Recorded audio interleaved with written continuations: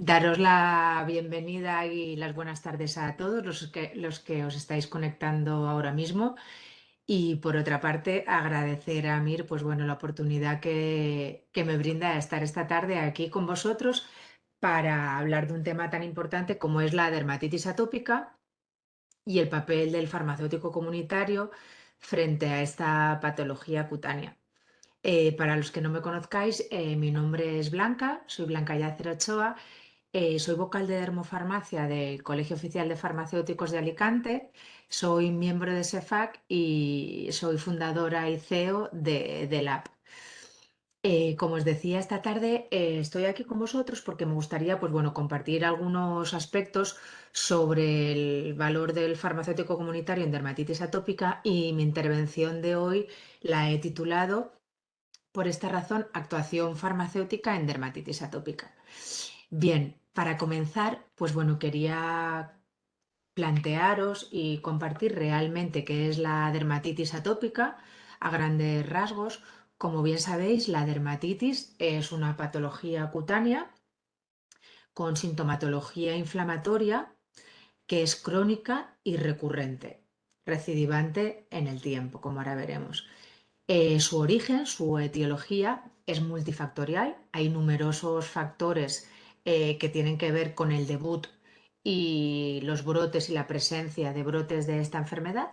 Y entre ellos los tres factores principales son, por una parte, la predisposición genética. La herencia tiene una parte muy importante, como vamos a ver en esta enfermedad, en la dermatitis atópica.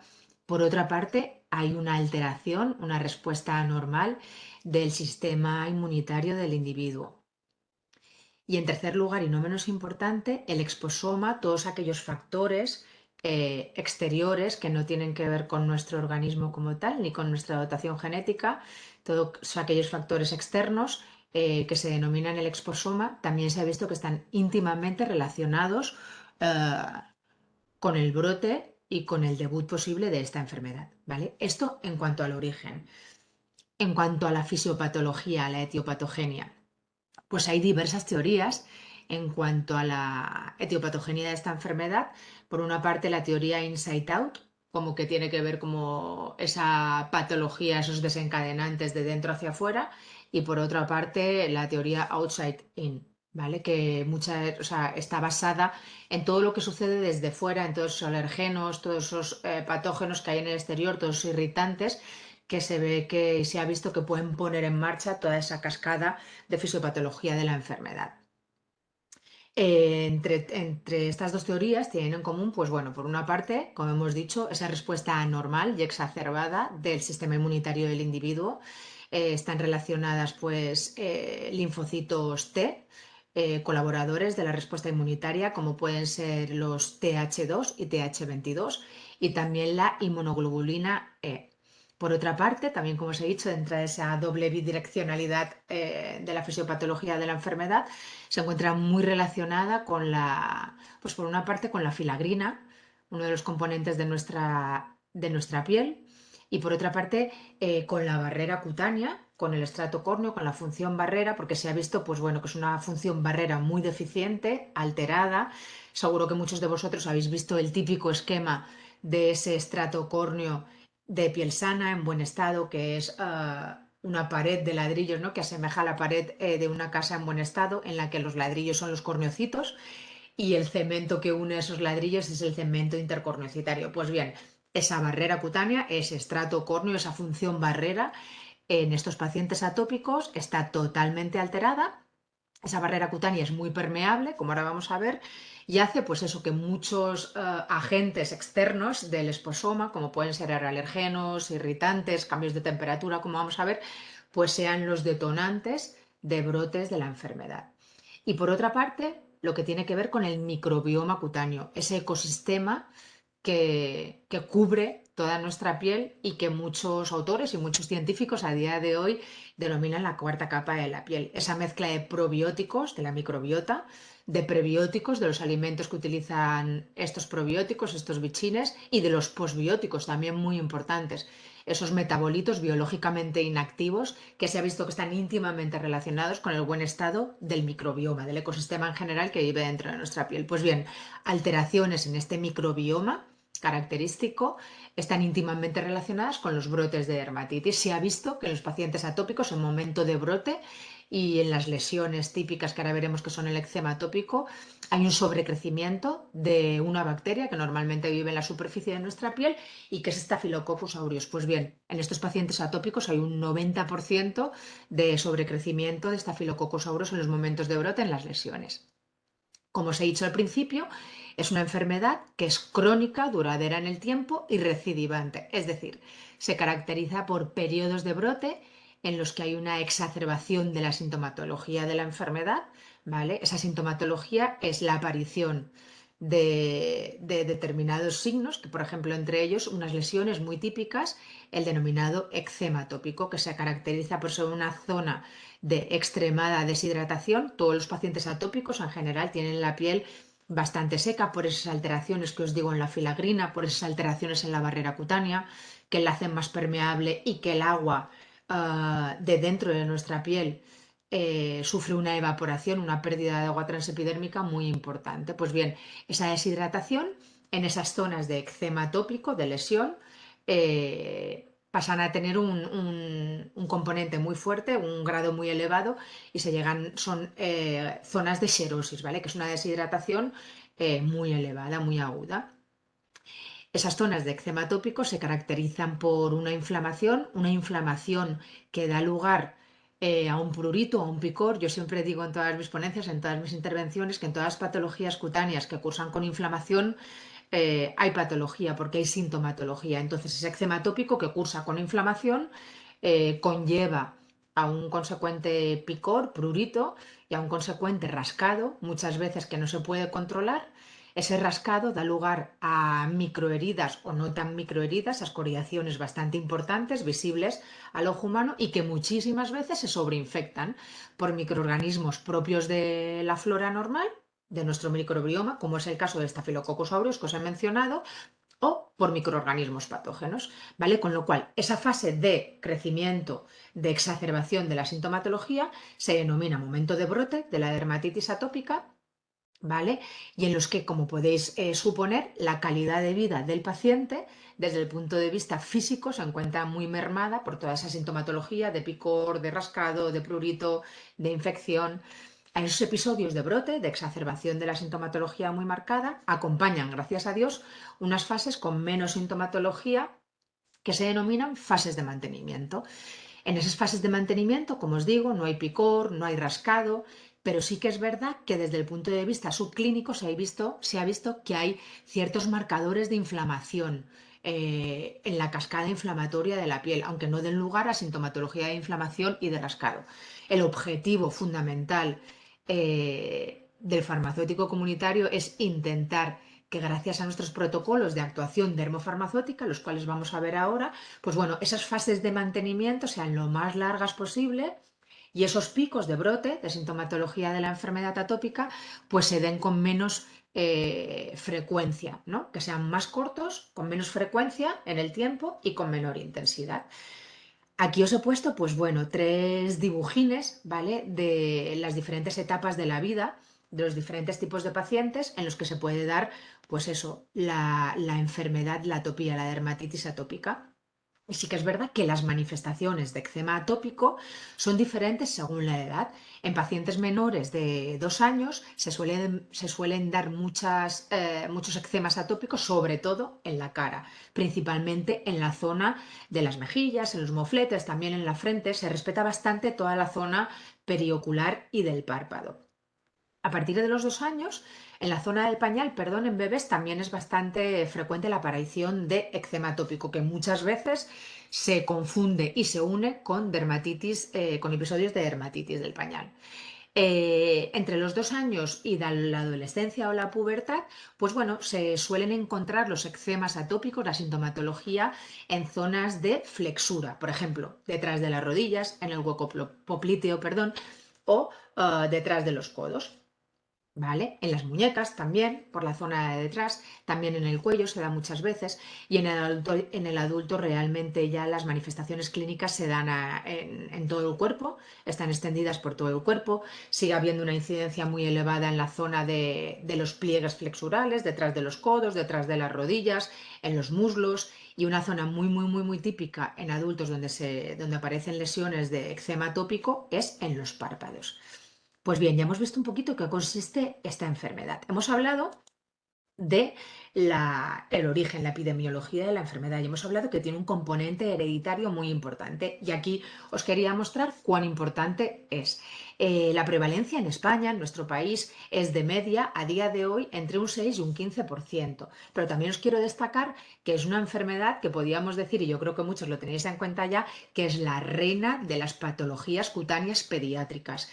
Es la patología cutánea por la que más consultan en oficina de farmacia los papis. ¿Por qué? Porque, como os he dicho y habréis visto, tiene una merma muy importante en la calidad de vida física del paciente y también en la calidad de vida emocional. Y en este caso, en el caso del paciente pediátrico en edad infantil, pues esta merma de la calidad de vida emocional y psicológica afecta mucho a los familiares, a los padres y también en adultos, como ahora veremos, también todo lo que le sucede al paciente atópico influye mucho al entorno familiar. Para que veáis el peso del componente hereditario, genético, en edad infantil pediátrica la prevalencia de la enfermedad es entre un 20 y un 30% de la población. Es una prevalencia elevadísima, de las más elevadas en patología cutánea. Y para que veáis, el 60% de los pacientes se diagnostican antes del año de edad de dermatitis atópica y antes de los 5 años, el 90% de los pacientes atópicos son diagnosticados antes de los 5 años de edad. El componente genético hereditario, si uno de los progenitores, el padre o la madre, es paciente atópico, tiene una de las patologías de la triada atópica, rinitis, conjuntivitis o dermatitis atópica, el bebé tiene un 50% de posibilidades, de probabilidad de sufrir dermatitis atópica, pero la cosa se complica si el padre y la madre son atópicos.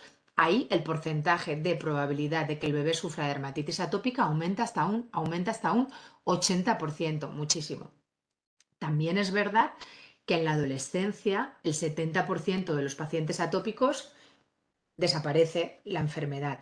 Pero también es cierto que en esos pacientes que han sido atópicos de pequeño y que en la adolescencia desaparece la enfermedad, siempre queda un remanente de piel hiperreactiva y de piel sensible, de piel muy seca y que reacciona muy tempranamente a todos los estímulos exteriores y al exposoma.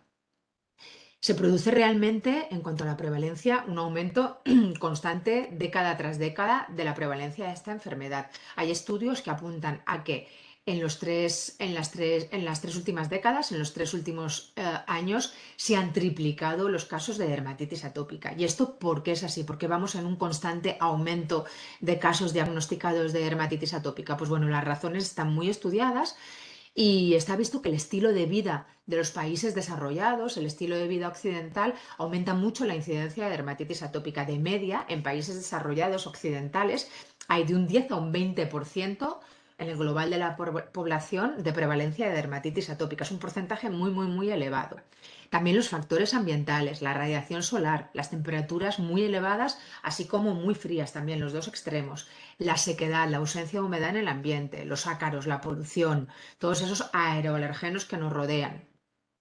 También es verdad que en el aumento de la prevalencia parece que tiene bastante que ver el aumento de la edad materna. Las mamis cada día somos madres más tardes. Esto también se ve que influye mucho en la aparición de dermatitis atópica. Los hábitos de vida, el estrés, como no ahora hablaremos de él, el tabaquismo, la alimentación y, muy importante, cuidados dermatológicos inadecuados, sobre todo rutinas de higiene agresivas que deslipidizan y que realmente son muy inadecuadas y que pueden ser muchas veces el detonante de los brotes de dermatitis atópica.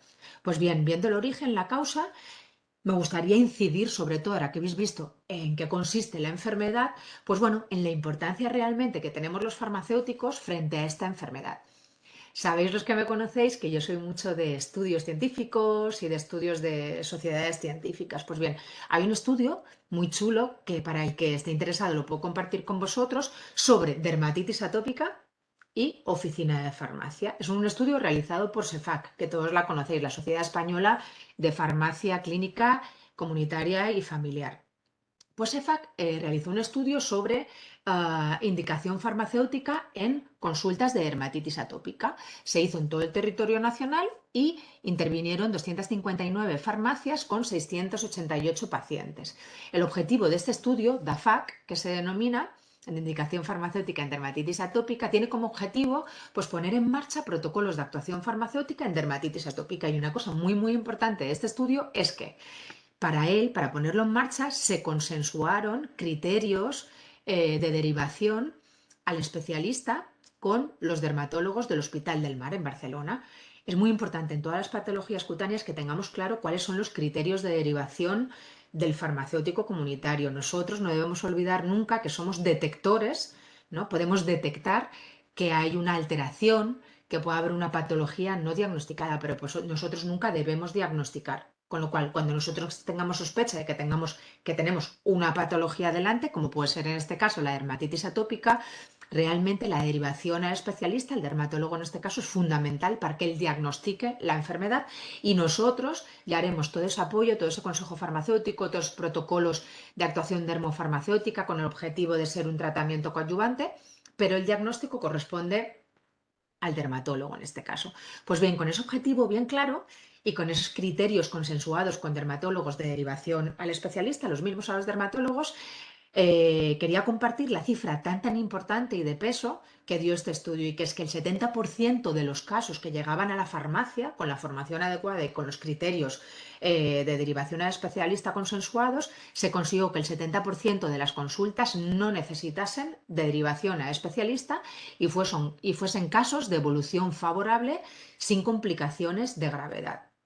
Entonces, compañeros, tener en cuenta lo importante que es que hoy estemos aquí, que nos estemos formando en dermatitis atópica, así como en otras patologías cutáneas, porque realmente cuando estamos formados y tenemos bien claros los criterios consensuados de derivación, no hay realmente complicaciones y muchos de los casos se pueden resolver desde la misma oficina de farmacia, que como sabéis es el lugar donde un profesional sanitario se encuentra de manera más accesible para toda la ciudadanía, la población, con lo cual eso da mucho valor a nuestra profesión. Bien, como curiosidad, los motivos de consulta más frecuentes dentro de estas intervenciones farmacéuticas en dermatitis atópica fueron, pues, prurito e irritación cutánea muy intensa. Debido a ese prurito e irritación cutánea muy intensa, un consecuente rascado muy importante, con lo cual había muchísima dificultad para dormir y episodios de ansiedad, de falta de concentración, de ausencia en el trabajo, de bajas laborales muy importantes. Y en un 35%, perdón, de los casos que venían a consultar a la farmacia, había episodios de sobreinfección de esas heridas, de esas escoriaciones que se producían tras el rascado. Bien, ¿por qué realmente el papel del farmacéutico comunitario es tan importante? Pues bien, tenemos un rol de educador sanitario muy importante en todas las patologías cutáneas, pero en dermatitis atópica, como habéis visto, todavía aún más. Tenemos un papel muy importante en empoderar al paciente. En empoderar al paciente, ¿por qué? Porque tenemos que hacer que conozca su enfermedad en profundidad. Tenemos que hacer que detecte cuáles van a ser esos factores desencadenantes, que pueden ser que cada paciente sean unos diferentes y que cuando él los tenga detectados intente obviarlos. ¿Para qué? Para que no aparezcan esos nuevos brotes con sintomatología. Al detectar y al evitar esos factores desencadenantes conseguiremos alargar esas fases de mantenimiento, pero es muy importante nuestro papel como educador sanitario. Tenemos que explicar bien a los pacientes que vienen a la farmacia cuáles son las expectativas del tratamiento farmacológico que pueda haber puesto en marcha el especialista, el dermatólogo, el médico. Tenemos que explicar de forma muy importante lo crucial que es el cumplimiento y la adherencia al tratamiento pautado, que si les han pautado corticoides tópicos, corticoides orales, no los pueden discontinuar cuando ellos quieran. La importancia de las fases de mantenimiento, la coadyuvancia de los tratamientos dermatológicos y cosméticos. Tenemos que explicar muy bien las complicaciones de la dermatitis atópica y cuáles son los motivos de consulta por los que deben acudir directamente a la farmacia. Y una cosa muy, muy, muy importante, compañeros, para mí en esta enfermedad, en esta patología cutánea y en otras muchas, pues es la ayuda y el acompañamiento, la escucha activa que podemos brindar los farmacéuticos a los pacientes. Yo creo que muchos sabéis, y si no lo sabéis, para eso estamos hoy aquí. Existen escuelas de pacientes de atopía, escuela de atopía que se llama, en muchísimos de los hospitales que hay a través de toda la geografía española. En esos hospitales, los dermatólogos a los casos graves y severos de dermatitis atópicas los derivan y una vez al mes, una vez a la semana, una vez cada 15 días hacen escuela de pacientes, con lo cual ahí van los pacientes, los familiares, les explican la importancia del tratamiento, les explican pues bueno, cómo aplicar los tratamientos dermatológicos. Ellos se sienten más acompañados, rodeados de otros pacientes atópicos que ven muy mermada su calidad de vida.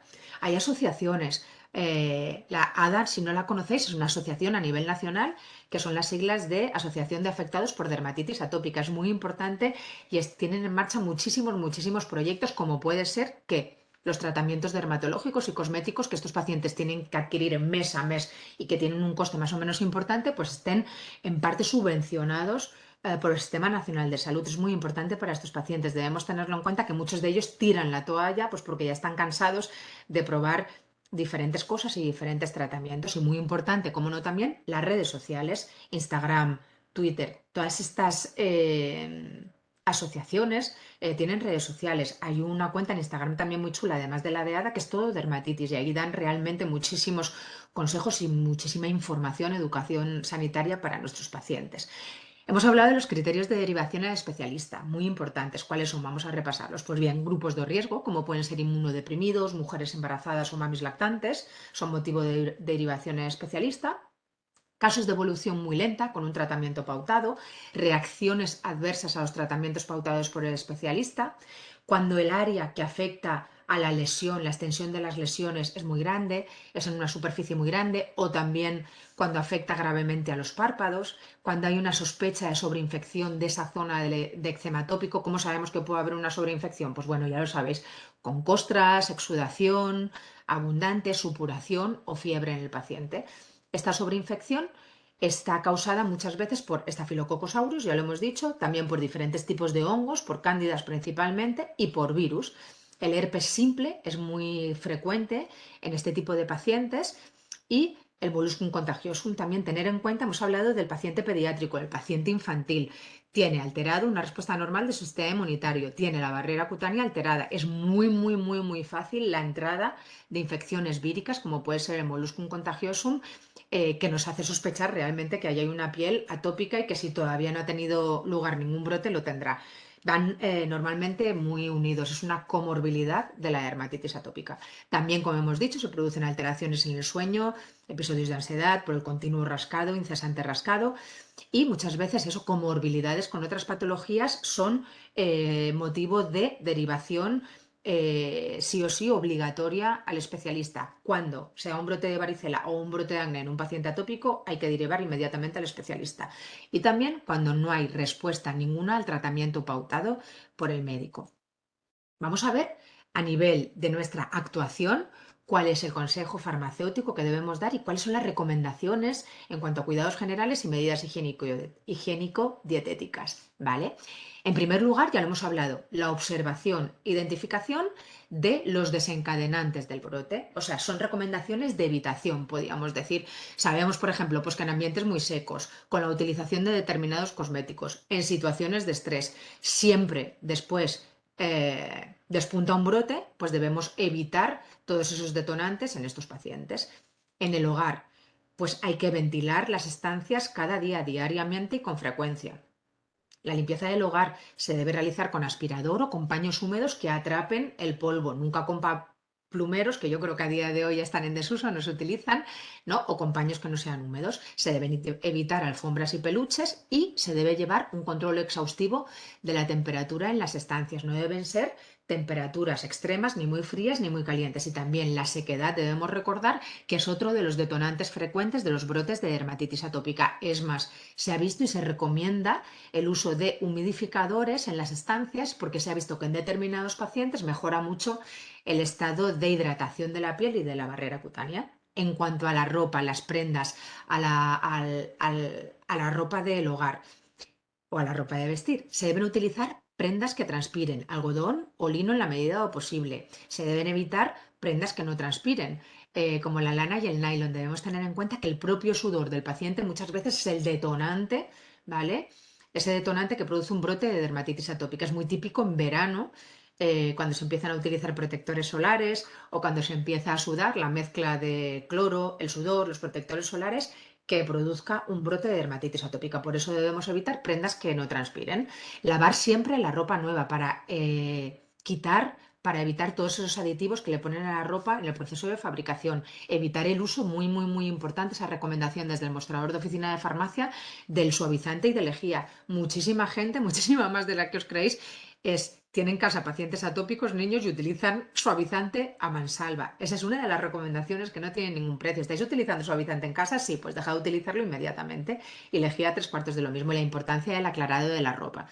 En cuanto a alimentos, debemos promover una lactancia materna exclusiva lo más larga posible, ¿vale? Para transmitir, entonces, para traspasar a través de la leche todo ese sistema inmunitario de la madre.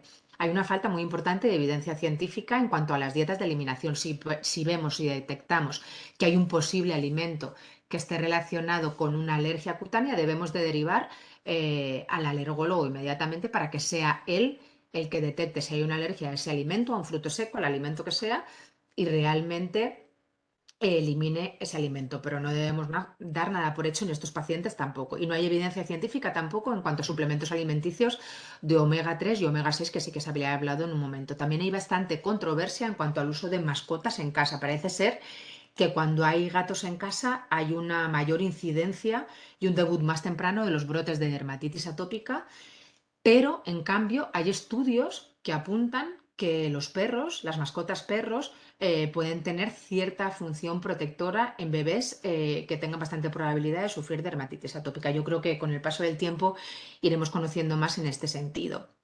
Actuación dermofarmacéutica pura y dura. ¿Cuáles van a ser los productos dermatológicos y los cuidados de la piel que nosotros vamos a recomendar? Lo primero que tenemos que hacer es poner en valor la importancia de este tratamiento dermatológico cosmético. Tenemos que hacerle ver al paciente que realmente es un tratamiento coadyuvante, que acompaña y es fundamental, un pilar básico en el tratamiento farmacológico en casos de dermatitis atópica moderada o severa que tengan tratamiento farmacológico, y en casos de dermatitis atópica leve va a ser un tratamiento coadyuvante fundamental. ¿Cuáles van a ser los objetivos de esta actuación dermofarmacéutica? Pues bien, en primer lugar, mantener esa función barrera en perfecto estado. ¿Para qué? Para intentar evitar toda esa permeabilidad, ese filtrado de aeroalergenos, de irritantes, de todo lo que está en el exposoma, ¿vale? Eso es fundamental, mantener la función barrera, la emoliencia de nuestra piel, es un pilar básico, ¿vale? Por otra parte, la prevención primaria en predisposición genética. ¿Qué quiere decir esto? ¿Os acordáis cuando hemos dicho que un progenitor hace que un bebé tenga un 50% de probabilidad de sufrir dermatitis atópica, y si de los dos progenitores son atópicos, ese porcentaje aumenta hasta un 80%? ¿Os acordáis de eso, verdad? Pues hay estudios a día de hoy, y eso hace unos años no lo hubiésemos dicho ni de broma, que la dermatitis atópica, aunque tenga ese componente genético hereditario tan bestia, tan fuerte, se puede prevenir. ¿Por qué? Porque hay estudios, y antes os hablaba de que soy muy dada a compartir estudios en las ponencias. Hay estudios que demuestran eso, que realmente con unos cuidados adecuados y con unos productos adecuadamente formulados, utilizados desde los primeros días de vida en neonatos, pueden llegar a prevenir debuts de dermatitis atópica en pacientes que tienen un alto riesgo, ¿vale? Esa inmadurez, esa falta de desarrollo de la barrera cutánea del bebé cuando nace, es muy importante que con productos dermofarmacéuticos y con el correcto consejo farmacéutico ayudemos a que se vaya desarrollando bien, a que se vaya construyendo día tras día una prevención de la dermatitis atópica. Pues bien, a día de hoy podemos decir ya en letras mayúsculas que la dermatitis atópica se puede prevenir. ¿Cuál es otro de los objetivos? Hemos hablado de mantener la función barrera en perfecto estado, de prevenir en predisposición genética muy elevada la dermatitis atópica. Os quiero decir tantas cosas que voy muy rápido y se me traba la lengua. Por otra parte, con la actuación dermofarmacéutica queremos hacer otra cosa muy importante, que es disminuir esa inflamación subclínica de la que hablábamos, que aparecía en fases de mantenimiento. Pensar que todos esos radicales libres que se generan, todo ese estrés oxidativo que se genera en nuestra piel, todo ese inflammaging en estos pacientes es muy malo y puede ser uno de los detonantes que den lugar a los brotes, con lo cual es muy importante en los tratamientos de mantenimiento disminuir en la medida de lo posible esa inflamación subclínica y apoyar todos esos sistemas enzimáticos y no enzimáticos antioxidantes que realmente neutralizan todos esos radicales libres de ese estrés oxidativo. Y como cuarta pata de esta actuación dermofarmacéutica tenemos el mantener la microbiota y todo ese ecosistema, el microbioma en perfecto estado, evitar ese 90% de colonización que se produce con Staphylococcus aureus y Staphylococcus epidermis que hemos dicho, para que esté estable, ¿vale? Y no se produzca esa disbiosis, esa rotura del equilibrio, ¿vale? ¿Cómo vamos a poner en marcha todos estos protocolos de actuación dermofarmacéutica, ¿vale? Pues teniendo en cuenta tres pilares fundamentales: la higiene, la hidratación y la emoliencia y la fotoprotección. Vamos a hablar de la higiene. ¿Cómo debe ser la higiene? La higiene se deben realizar duchas preferiblemente a baños, que sean de corta duración y con temperaturas no muy elevadas y no muy frías, entre 32 y 35 grados.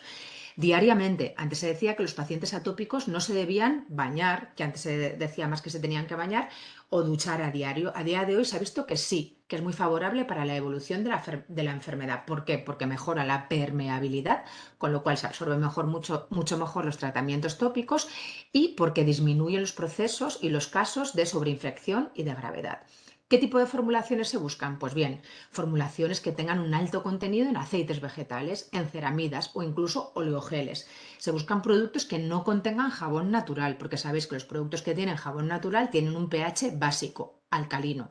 Se buscan productos que contengan detergentes sintéticos, se buscan SINDETs. Sabéis que SINDET no quiere decir sin detergentes, sino que realmente es las siglas de Synthetic Detergent, ¿vale? Se buscan SINDETs que tengan ese pH fisiológico, eudérmico, ligeramente ácido, que hace que ese microbioma del que tanto estamos hablando se encuentre en perfecto estado. Pensar que se utilizan jabones alcalinos, poco a poco, con el uso continuado de esos jabones básicos alcalinos, se va a variar, se va a romper el equilibrio de nuestra microbiota, con lo cual va a ser mucho más fácil que crezca Staphylococcus aureus, ¿vale? Se buscan perfumes muy importante en todo tipo de pieles, pero sobre todo en estas pieles alteradas y con dermatitis, formulaciones que no contengan perfumes, porque como bien sabéis, el perfume no tiene ningún beneficio ni ninguna función en nuestra piel, al revés, puede ser el detonante de muchísimos brotes de dermatitis atópica, de sensibilidad, de reactividad de pieles. ¿Con qué tipos de activos buscaremos que estén enriquecidos estos productos de higiene? A día de hoy no se busca simplemente un producto de higiene sin más, sino que se buscan productos que estén enriquecidos. ¿Con qué? Con activos que sean calmantes, antiinflamatorios, que sean regeneradores, cicatrizantes, que sean higienizantes, antisépticos, germicidas, ¿por qué no? E hidratantes. Está totalmente contraindicado el uso de accesorios, de guantes de crin, de esponjas, ¿vale? Todo lo que sea favorecer el rascado y la alteración de la barrera cutánea está totalmente contraindicado. El secado siempre se va a realizar a ligeros toques, por contacto, sin frotar. La higiene y el cuidado de las uñas. Es muy importante mantener las uñas cortas y totalmente limpias. ¿Por qué? Porque debajo del lecho ungueal viven un montón de bichines, de microorganismos patógenos que cuando nos rascamos y nos producimos pequeñas microheridas, sobreinfectan las microheridas rápidamente. Por eso, muchas veces, si el rascado es muy intenso, muy importante, se pautan el uso de guantes de algodón para que no se rasque tanto, para que no se produzcan microheridas y no se sobreinfecten. Los champús, en el caso que haya afectación también capilar, pues se busca que sean bases lavantes muy suaves, tensioactivos aniónicos muy suaves, que no alteren nada el manto hidrolipídico del cuero cabelludo. El segundo bloque, hemos hablado de emoliencia e hidratación. Yo siempre que hablo de hidratación, hablo de emoliencia, porque no me sirve de nada el incorporar activos que sean humectantes, hidratantes y demás, si realmente la barrera cutánea no conseguimos sellarla, no conseguimos aportar esos lípidos que mejoren el cemento intercorneocitario y sellen esa barrera cutánea. La emoliencia y la hidratación debe ser un hábito diario. Se debe realizar cada día. ¿Y por qué? Porque mejora el estado del estrato córneo y de esa función barrera para hacerla menos permeable, que no se filtre nada y que tampoco salga el agua transepidérmica. No penetrarán irritantes, no penetrarán microorganismos patógenos y se ha visto que esa emoliencia y esa función barrera en buen estado disminuye la respuesta inflamatoria y la respuesta inmunitaria.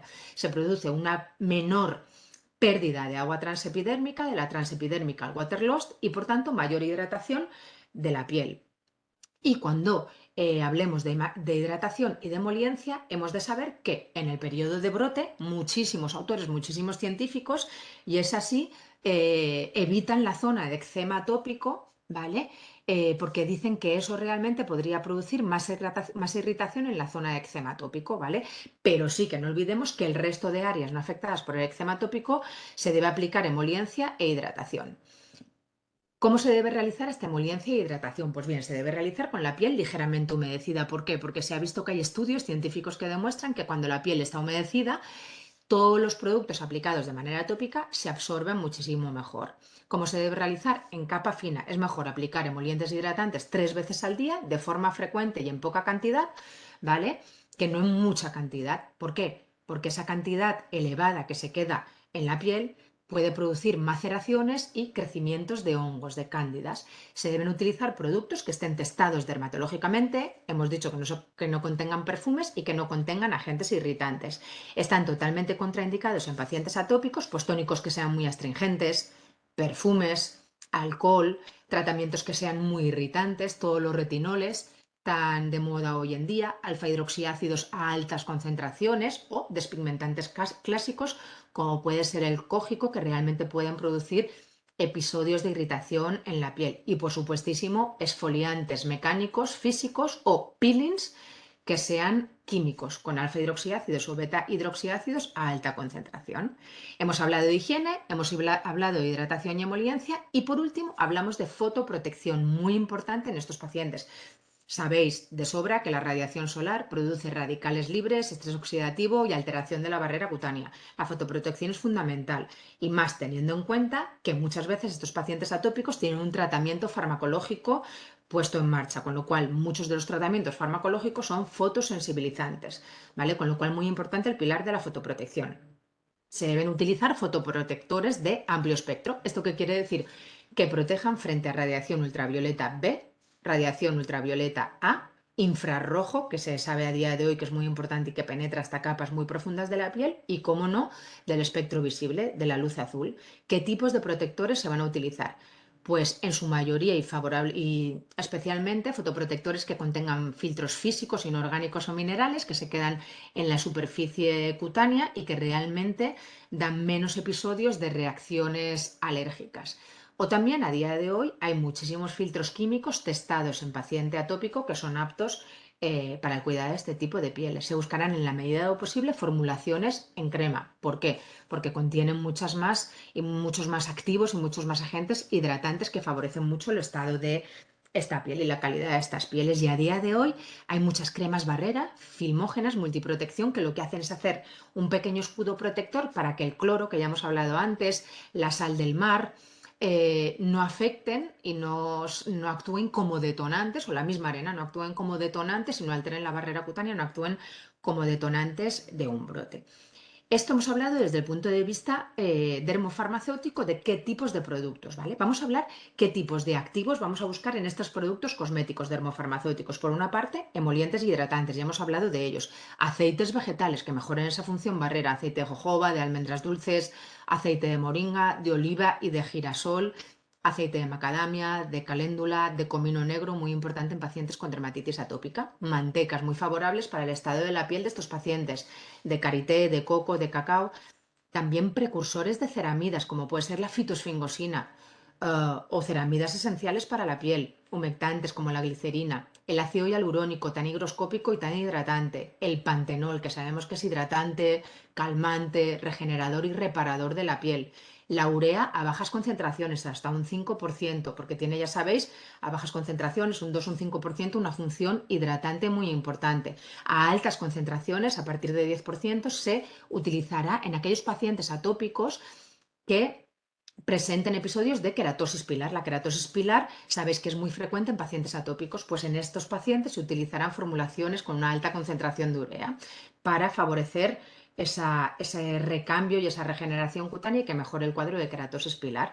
Y también, y como no, escualeno. Esto en cuanto a activos emolientes e hidratantes, como no, activos calmantes, antipruriginosos, epitelizantes, como puede ser la famosa centella asiática, la niacinamida, es activo multifunción, antiinflamatorio, calmante, antioxidante, que mejora la función barrera, la lantoína, el extracto de avena, el extracto de aloe, de caléndula, extracto de regaliz, con ese componente antioxidante, ese factor antioxidante tan importante, calmante y antiinflamatorio, el betasitosterol, derivados de de la ramnosa, extracto de salvia, el alfa-bisabolol, ese activo tan calmante, tan potente, tan antiinflamatorio, tan potente, la actoína.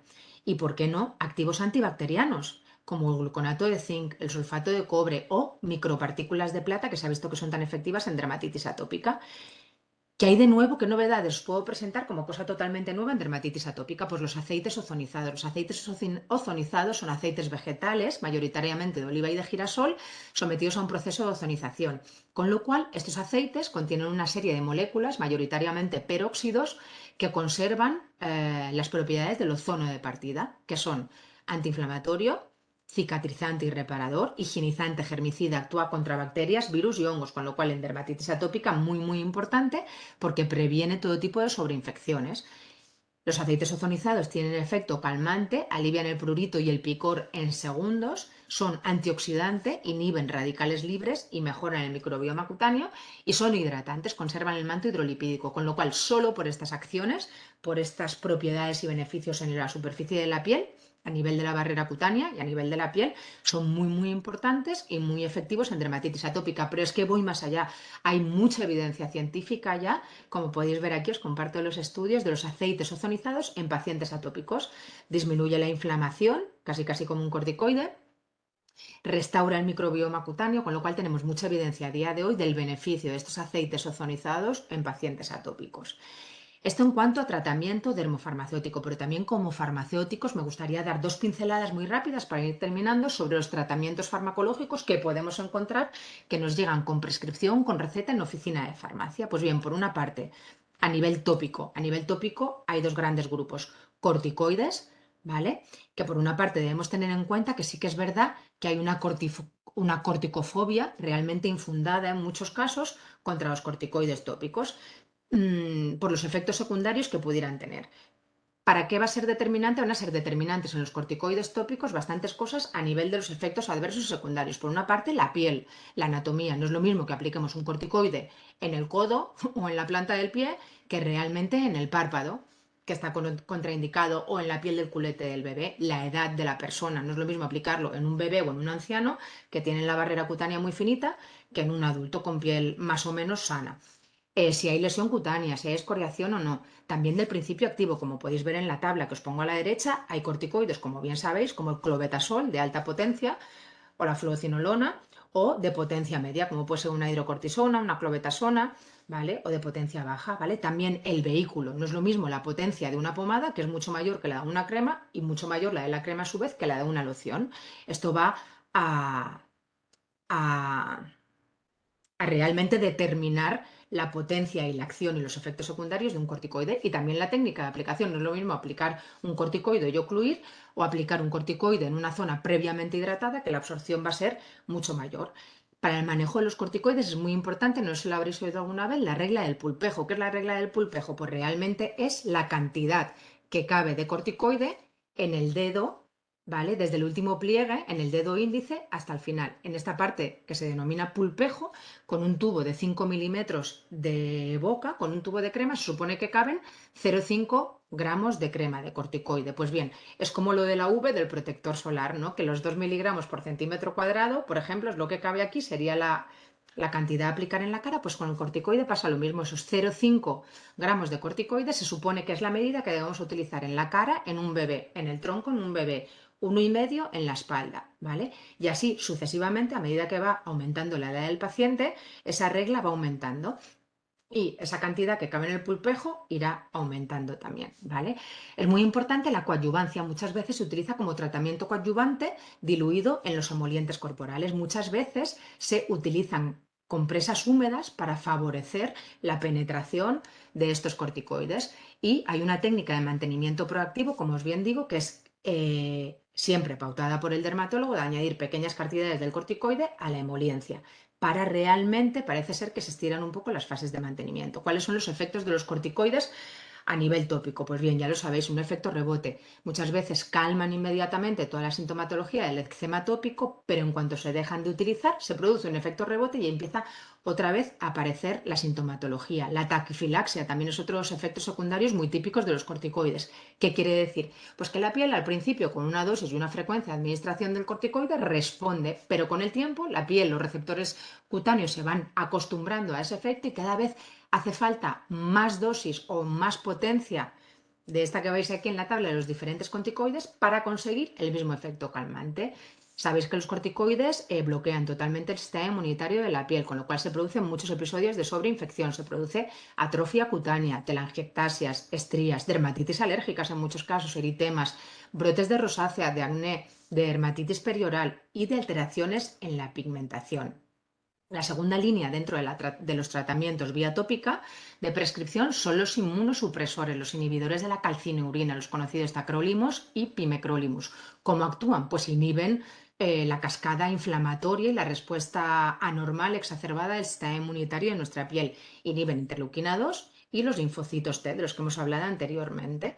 Es muy importante el manejo de estos inmunosupresores y realmente muchas veces se utilizan como tratamiento coadyuvante. Es muy importante saber que no se deben ocluir nunca, pero en cambio sí que son aptos para la zona perioral, que los corticoides no lo son, y para los párpados, como hemos dicho antes. Los efectos secundarios de los mismos pues son alteraciones en cuanto a eritemas, picor, irritación, muchas veces los principales. Los antimicrobianos, muchísimas veces en esos casos de sobreinfección debemos aplicar antimicrobianos, antibióticos tópicos, como la gentamicina, la muciporina, el ácido fusídico o el oxenoxacino. La fototerapia es también muy importante, sobre todo con ultravioleta B. Ya sé que se ha visto que inhibe totalmente a las células de Langerhans y los linfocitos a nivel cutáneo, aunque realmente si el tratamiento se está realizando con tacrolimus y pimecrolimus está totalmente contraindicada la fototerapia. Y por último, tratamientos farmacológicos vía oral, vía sistémica de forma rápida. Ya lo sabéis, los primeros de elección son los corticoides, pero siempre para un uso en dermatitis atópica severas y bastante graves y con un uso puntual, porque realmente aquí los efectos secundarios ya sabéis que son mucho mayores y muchos más graves. En tratamientos de larga duración hay que hacer profilaxis con antibiótico, suplementos de vitamina D y también de calcio. Dentro de la vía sistémica oral encontramos también inmunosupresores, inmunomoduladores sistémicos como la ciclosporina A, la ciatioprina, el metotrexato o el mofetil micofenolato. Y como tercer grupo muy importante, los monoclonales, los anticuerpos monoclonales, que son los tratamientos biológicos que han tenido tanto efecto, por ejemplo, en pacientes con psoriasis, pues cada día más hay aceptados a nivel de la Unión Europea para indicación en dermatitis atópica. A día de hoy están aceptados el dupilumab y el omalizumab, perdón, ¿vale? Pero están saliendo noticias ya de nuevos fármacos aceptados para la dermatitis atópica monoclonales en otros rangos de edad. En adolescentes, por ejemplo, ha salido uno nuevo o va a salir uno nuevo muy recientemente. Y otros tratamientos, pues bueno, muchas veces antibióticos vía oral, como hemos dicho, y una cosa muy importante, los antihistamínicos. Los antihistamínicos se sabe que realmente ese picor que produce el eczema tópico no los calman, pero sí que es verdad que esos efectos secundarios que tienen los antihistamínicos, los antiolérgicos, de somnolencia, de dar un poquito de sueño, pues favorecen el descanso nocturno y parece que los pacientes tienen menos episodios de rascado incontrolado por ese efecto sedante de los antihistamínicos. Pues bien, con este bloque terminaríamos lo que son los tratamientos de prescripción médica en casos de dermatitis atópica moderada y severa. Y como conclusión, pues bueno, pues compartir con vosotros que realmente, como veis, hay un constante aumento de la dermatitis atópica día tras día, que como veis afecta mucho a la calidad de vida física y emocional del paciente, pero también de familiares, que el papel del farmacéutico comunitario es muy importante y para eso muy importante la formación en todo lo que es patología cutánea, en este caso dermatitis atópica, y muy importante el papel del farmacéutico comunitario como educador sanitario, tanto en la prevención de dermatitis atópica como en los tratamientos de adaptación dermofarmacéutica, en qué tipos de productos debemos recomendar a estos pacientes y qué tipos de activos debemos recomendar a estos pacientes. Tener muy claros también, compañeros, los criterios consensuados de derivación al especialista cuando sean necesarios. ¿Pues para qué? Para dar nuestro mejor consejo farmacéutico para el mayor cumplimiento, mayor adherencia en el tratamiento y, por tanto, el éxito del tratamiento y de la calidad de vida, de la mejora de la calidad de vida del paciente atópico. Espero que os haya resultado interesante. Pediros disculpas porque me he pasado un poquito del tiempo que tenía pautado, pero bueno, creo que es una patología muy interesante, con mucha prevalencia y que es bueno explicarlo todo y que quede bien claro. No sé si tenéis alguna pregunta.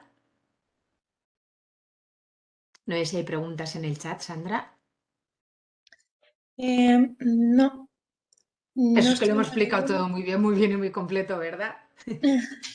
Por ahora no hay ninguna. No sé A ver si si... alguien se anima. Mira, otra cosa que no os he dicho, porque tampoco no hay mucha evidencia científica, pero también es bastante importante. Hemos hablado del microbioma y es muy importante. Yo creo que mucha gente a día de hoy habla del eje intestino-piel, ¿no? O sea, realmente lo relacionado que tenemos el estado de nuestro intestino y realmente de toda la flora intestinal con la salud de la piel. Pues hay algún estudio científico, pero no hay evidencia. Sabes que evidencia es cuando hay muchos estudios de peso, ¿no? Hay un estudio muy chulo que se realizó en la FE, en Valencia, sobre lactobacillus vía oral, o sea, probióticos vía oral y la mejora de pacientes en dermatitis atópica. Realmente sabes que la dermatitis atópica no va a desaparecer, pero sí que es verdad que los brotes se producían menos intensamente, había un SCORAT, el índice que mide la gravedad de la dermatitis atópica, menos severo, y la pauta de corticoides también disminuye en estos pacientes, con lo cual yo creo que realmente si el año que viene o dentro de unos años hablamos de dermatitis atópica, también habrá evidencia científica y podremos presentar bastantes estudios en este sentido de los probióticos vía oral. Eso es muy chulo también. Bueno, no sé si se anima alguien con alguna pregunta. No, parece que no hay ninguna pregunta, así que si quieres vamos finalizando. Perfecto. Bueno, aquí de todas formas están mis datos. Tenéis mis redes sociales, tanto en Instagram como en Twitter, y mi correo electrónico personal y mi número de teléfono personal.